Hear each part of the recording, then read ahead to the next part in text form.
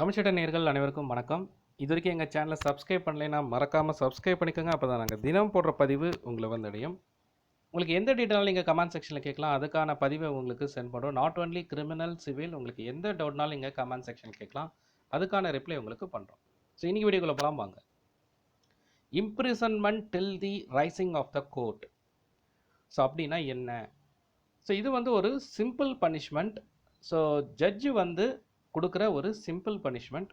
So எப்போ இந்த punishment வந்து கொடுக்குறாரு, இந்த பனிஷ்மெண்ட் அப்படின்னா என்ன பனிஷ்மெண்ட், ஸோ என்ன மாதிரியான பனிஷ்மெண்ட் இருக்கும், இந்த பனிஷ்மெண்ட் வந்து எங்கே வந்து கொடுக்குறாங்க, எவ்வளோ நேரத்துக்கு இந்த பனிஷ்மெண்ட், ஸோ இது வந்து ஃபைன் கட்டணுமா இல்லை இது வந்து ஒரு இம்ப்ரெசன்மெண்ட் ஜெயிலில் இருக்கக்கூடிய ஒரு பனிஷ்மெண்ட்டா? ஸோ இது வந்து ஜென்ரலாகவே ஒரு நிறைய பேருக்கு வந்து இந்த ஒரு டவுட் இருக்கும். அதாவது ஜட்ஜு வந்து நீதிமன்றம் கலைகின்ற வரை காவலில் வைத்தல்.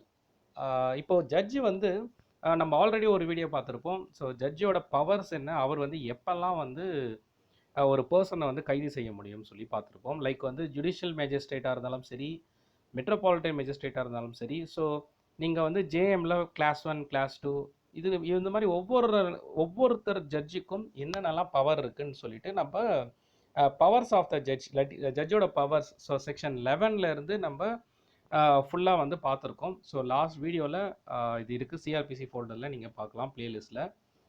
இப்போ அந்த மாதிரி வந்து அரெஸ்ட் நடக்கும்போது ஜட்ஜு வந்து போலீஸ்கிட்ட சொல்லி, ஸோ போலீஸ் வந்து அரெஸ்ட் பண்ணுறார். ஜட்ஜு கண்ணு முன்னாடி ஒரு ப்ராப்ளம், ஒரு தப்பு நடக்கும்போது அந்த குற்றத்துக்கு ஜட்ஜு வந்து அரெஸ்ட் பண்ணுறார். ஸோ இந்த விஷயம் வந்து பார்த்திங்கன்னா, அதாவது imprisonment till the rising of the court, நீதிமன்றம் கலைகின்ற வரை காவலில் வைத்தல். இது வந்து ஒரு கோர்ட் ஹால்லே கொடுக்கக்கூடிய ஒரு தண்டனை. இது வந்து ஒரு சிம்பிள் இம்ப்ரிசன்மெண்ட். ஃபார் எக்ஸாம்பிள், ஒருத்தர் வந்து ஒரு ஃபைன் கட்டுறாரு. ஒரு குற்றம் வந்து ஒரு பெட்டி கேஸாக உள்ளே வராரு. ஸோ அந்த பெட்டி கேஸ்க்கு வந்து 24 hours ஜெயில், இல்லைன்னா வந்து 100 rupees ஃபைனுன்னு சொல்கிறோம். ஸோ அவர் வந்து ஃபைன் கட்டிட்டு போகிறதுக்கு ரெடியாக இருக்கார். பட் அவருடைய ஜட்ஜு வந்து சாட்டிஸ்ஃபேக்ஷன் ஆகலை. அவருக்கு கொடுக்கக்கூடிய அந்த பனிஷ்மெண்ட் வந்து அவருக்கு அது வந்து போதுமான, தட் இஸ் வந்து அவர் ஒரு லெசன் லேர்ன்டாக இருக்கணும் இல்லையா? ஸோ ஒரு பனிஷ்மெண்ட் வந்து ஒரு லெசன் லேர்ன்டாக இருக்கணும். ஸோ எதுக்காக அவர் வந்து அந்த ரியலைஸ் பண்ணணும், அந்த குற்றவாளி வந்து நம்ம வந்து ஒரு தவறு செஞ்சால் அதை வந்து நம்ம வந்து பணம் கட்டிடலாம், லைக் ஃபைன் பே பண்ணிடலாம், இதிலேருந்து வெளியில் வந்துடலாம், அந்த மாதிரி சில தட் இஸ் வந்து கேரக்டர்ஸில் இருப்பாங்க. ஸோ அதை வந்து ஜட்ஜ் அப்சர்வ் பண்ணுறார். இல்லை, so judge is not satisfied with that imprisonment. அவர் வந்து ஃபைன் கட்டி போடுறது. பிகாஸ் வந்து நீதிமன்றத்துடைய சில தட் இஸ் வந்து டிசிப்ளினரி ஆக்ஷன்ஸ் வந்து ஜட்ஜி வந்து அவர் பவர்ஸ் மூலயமா எடுக்க முடியும். ஃபார் எக்ஸாம்பிள் வந்து நீதிமன்றத்துக்குள்ளே நீங்கள் வந்து நீதிமன்றத்தில் போயிருக்கும்போது பார்த்தீங்கன்னா, அங்கங்கே வந்து ஒரு போஸ்ட் பண்ணியிருப்பாங்க, ஒரு போஸ்டர் ஒட்டியிருப்பாங்க. என்னென்னு பார்த்தீங்கன்னா, ஃபோன் வந்து உள்ளே வந்து சுவிட்ச் ஆஃப் பண்ணணும். ஸோ நீதிமன்றத்துக்குள்ளே வரும்போது ஃபோன் வந்து ஆஃப் பண்ணுங்கள், ஃபோனை பேசக்கூடாது அப்படின்ற மாதிரி சில டீட்டெயில்ஸ் நம்ம பார்த்துருப்போம். நிறைய கோர்ட்டில் நீங்கள் போகும்போது பார்த்தீங்கன்னா அப்சர்வ் பண்ணலாம். ஸோ இது வந்து ஆக்சுவலாக இது ஒன் ஆஃப் த அஃபென்ஸ். நீங்கள் சப்போஸ் வந்து மொபைல் வந்து உள்ளே ரிங் ஆகுது, அதனால வந்து டிஸ்டர்ப் ஆகுது, கோர்ட்டோட ஜுடிஷியல் ஒர்க் வந்து டிஸ்டர்ப் ஆகுது, ஸோ ஜட்ஜி டிஸ்டர்ப் ஆகுறாரு. ஸோ அந்த சமயத்தில் அப்போ ஜட்ஜி வந்து ஃபைன் பண்ணுறார், ஸோ பனிஷ் பண்ணுறார். ஸோ பனிஷ்மெண்ட் எப்படி இருக்குன்னு பார்த்தீங்கன்னா 500 rupees ஃபைன், இல்லைனா 1 day ஜெயில். இது வந்து ஒரு தண்டனையாக இருக்கும். அக்கார்டிங் டு ஐபிசி செக்ஷனில் பார்த்தீங்கன்னா 2 to 8 வந்து இதுக்கான பனிஷ்மெண்ட் கூட கொடுக்கலாம். ஸோ இப்போ வந்து ஜட்ஜி வந்து அவர் வந்து ஒரு பனிஷ்மெண்ட் சொல்கிறாரு, 500 rupees ஃபைன் கட்டுங்கன்னு சொல்கிறாரு.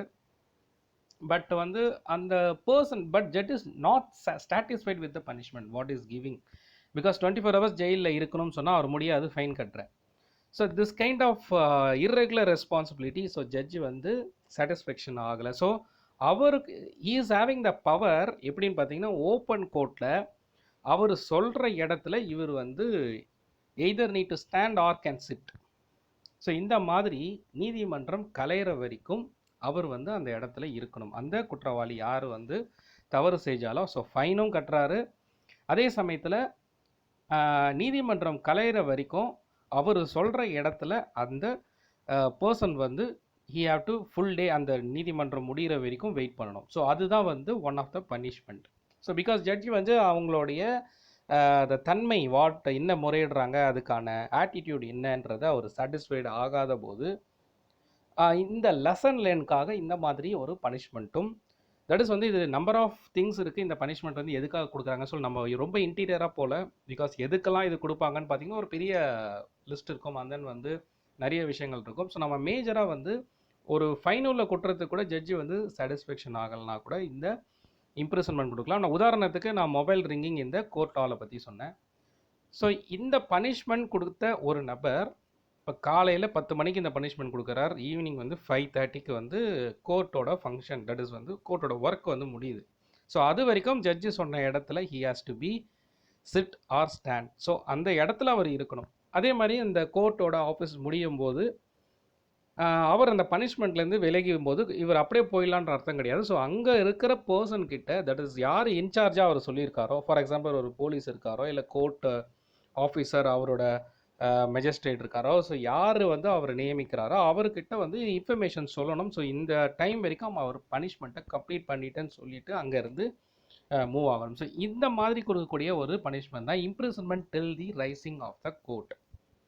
ஸோ இது வந்து நிறைய பேர் வந்து பார்த்துருப்பாங்க. ஸோ எதுக்காக இந்த பர்சன் இந்த மாதிரி இருக்காரு, ஸோ ஏன் வந்து இந்த பனிஷ்மெண்ட் இருக்குது, எதுக்காக இது கொடுத்துருக்காங்க. ஸோ இந்த மாதிரி ஒரு சூழ்நிலையில் கூட ஸோ ஜட்ஜோட பவரை வச்சு ஸோ இந்த பனிஷ்மெண்ட் கொடுக்க முடியும். இந்த நார்மல் ஓப்பன் நாளில் கூட இந்த பனிஷ்மெண்ட் கிடைக்கும். ஸோ நான் கொடுத்துருக்க இன்ஃபர்மேஷன் ஒரு ஜென்ரல் இன்ஃபர்மேஷன். உங்களுக்கு இது மாதிரி உங்களுக்கு எந்த தகவல் வேணாலும் நீங்கள் கமெண்ட் செக்ஷனில் கேட்கலாம், அதுக்கான ரிப்ளை உங்களுக்கு பண்ணுறேன். நாட் ஓன்லி கிரிமினல் சிவில், உங்களுக்கு எந்த டவுட்னாலும் கேளுங்க, அதுக்கான ரிப்ளை பண்ணுறேன். அடுத்த சூப்பரான வீடியோவில் உங்களை சந்திக்கிறேன். நன்றி, வணக்கம்.